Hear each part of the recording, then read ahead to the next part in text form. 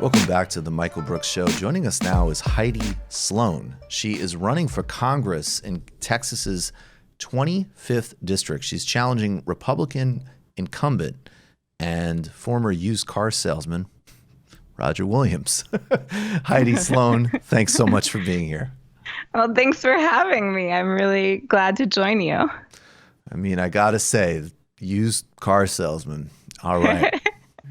It's almost too perfect, right? It really is. I couldn't have I guess if you scripted it, it would be like, all right, that's too obvious. Come on. And yet here we are, millionaire used car salesman, Republican incumbent in a highly gerrymandered district. Here we are. Why are you running for Congress and where are you coming from? Yeah, I think that this question is always easier for me to answer by answering first why I believe in organizing. Electoral politics is honestly not my starting place. It's not home base for me. I came to organizing first because of my life experience. Like many of us, I was passionate about my work. I was a public school teacher for toddlers with disabilities, and I loved that job. And then I transitioned to my current role where I farm alongside folks who have experienced homelessness here in Austin.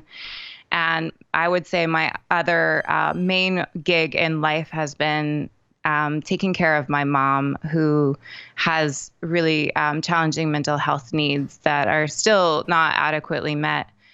And I am one of those people who I will pour myself into something and take it as far as I can. And in every one of those spaces, I found myself trying to do what was right and trying to look out for the people that I cared about and just hitting a wall, just realizing how ineffective doing that work on my own up against the structural forces that were holding us all back was. And honestly, in 2016, that whole election cycle really reinforcing for me that one person acting or voting in isolation, not talking about this, not bringing power to the center of the conversation isn't an effective strategy. And so I started organizing. And I would say that work, organizing in Texas for paid sick days, for Medicare for all,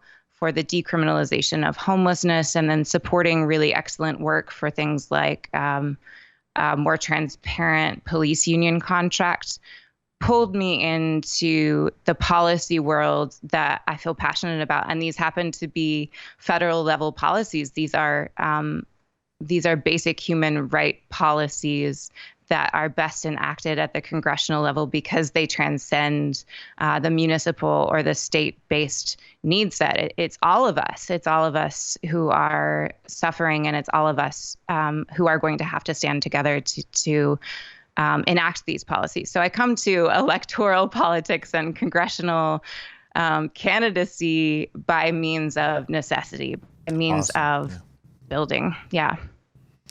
You're a member of DSA. How would you define, your politics? And we have David Griscom on our show, and he's a very passionate Texan and a very passionate socialist.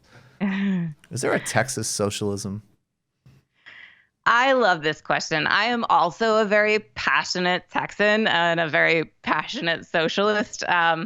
And I think that there is something here. I think a lot of folks perceive Texans as like rugged individualists, and that is to some extent true. But our individualism tends to have this like gritty underdog mentality to it. Always the outsider, always taking on the Goliath. And at the same time, there's an ethos in Texas that you can't just do something because you need it. You have to do it because your neighbor needs it too.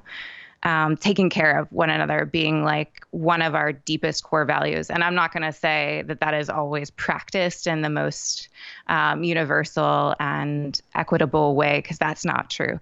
But I think there is something deeply resonant in Texas about socialism, about standing up and and fighting for us all, fighting for our neighbors and building that strength together. Yeah. Awesome. You just watched a Michael Brooks show video. Subscribe to get them all. Why wouldn't you?